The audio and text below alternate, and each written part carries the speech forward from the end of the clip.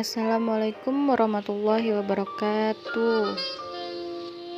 Apa kabar semua? Semoga dalam keadaan sehat ya, amin. Walaupun kita tidak belajar secara tatap muka, semoga video pembelajaran ini dapat bermanfaat ya. Kita lanjutkan pembelajaran yang kemarin. Sebelum itu kita berdoa terlebih dahulu. Bismillahirrahmanirrahim. Apakah kalian pernah mengalami gangguan kesehatan seperti pilek atau flu? Flu atau influenza merupakan salah satu contoh peran virus dalam kehidupan sehari-hari yang sifatnya merugikan manusia. Lalu, apakah semua virus itu merugikan? Jika tidak, apa saja peranan virus yang menguntungkan dan merugikan bagi manusia atau makhluk hidup lainnya? Mendengar kata virus, kebanyakan dari kita pasti memikirkan hal negatif. Meskipun virus identik dengan hal negatif seperti penyebab penyakit, tetapi peran virus dalam kehidupan dapat juga menguntungkan. Pertama, produksi vaksin. Sejak zaman dahulu, virus sebenarnya telah membantu manusia untuk melawan penyakit. Lalu, pertanyaannya, bagaimana caranya melawan penyakit dengan agen penyebab penyakit? Tentu saja dengan vaksin. Kalian mungkin pernah menerima vaksin waktu masih kecil, seperti vaksin polio, campak, dan cacar. Sebenarnya adalah virus yang telah mati atau dilemahkan yang disuntikkan ke dalam tubuh. Dengan begitu, sistem imun dapat merekam dan membentuk antibodi. Jadi, ketika tubuh terserang virus yang sama, sistem imun sudah siap untuk menyerang dan mematikan virus tersebut. Yang kedua, sebagai viroterapi. Tidak hanya untuk memproduksi vaksin, ilmuwan mempunyai cara untuk melakukan pengendalian terhadap kanker menggunakan virus. Cell killing effect pada virus digunakan untuk viroterapi yang akan membunuh sel kanker dalam tubuh. Selanjutnya yang ketiga, sebagai antitoksin dengan menggabungkan DNA virus dan gen yang bersifat menguntungkan. DNA virus kemudian menghubungkan DNA manusia dengan DNA bakteri, sehingga sel bakteri tersebut mengandung gen manusia yang dapat membuat antitoksin. Selanjutnya, yang keempat, sebagai pembuatan insulin. Virus penyebab kanker dicangkok dengan gen penghasil insulin ke bakteri.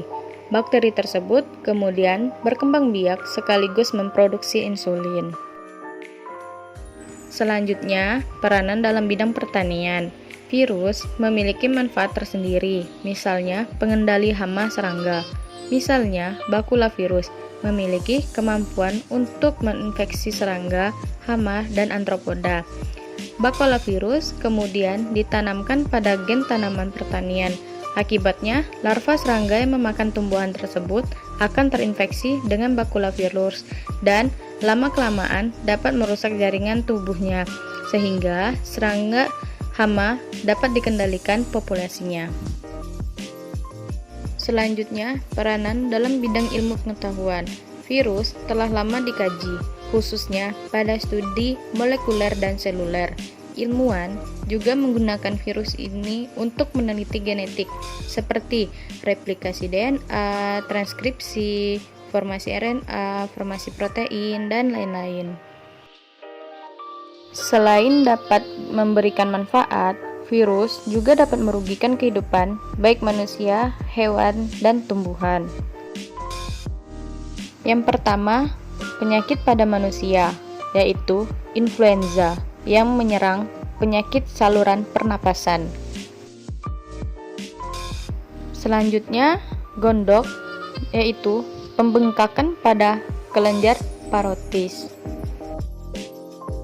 Selanjutnya, polio, yang menyerang saraf terutama sistem gerak sehingga dapat menyebabkan kelumpuhan. Selanjutnya, campak, yaitu penyakit gatal-gatal pada kulit. Selanjutnya, cacar, yaitu penyakit kulit berupa bisul dan berair. Selanjutnya, rabies, yaitu menyerang otak dan sumsum tulang belakang. Selanjutnya, Ebola, yaitu menyebabkan pendarahan pada usus besar, paru-paru, hati, kerusakan ginjal, dan penurunan trombosit secara drastis. Selanjutnya yang kedua, penyakit pada hewan, yaitu tetelo atau Newcastle disease.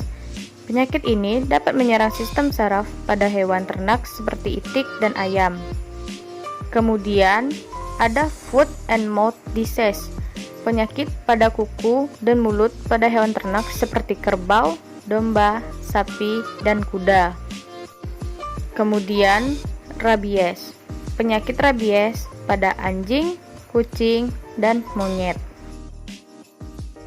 Dan yang ketiga, penyakit pada tumbuhan, yaitu tungro, virus yang menyerang padi sehingga menjadi kerdil. Kemudian mosaik yang menyebabkan bercak atau bintik kuning pada daun tembakau. Penyakit ini disebabkan oleh virus TMV, Tobacco Mosaic Virus. Kemudian virus Citrus Vine Pollen Degeneration atau CVPD menyerang pembuluh phloem pada tanaman jeruk. Terima kasih atas perhatiannya. Kurang dan lebih mohon maaf. Wabillahi taufiq wal hidayah. Wassalamualaikum warahmatullahi wabarakatuh.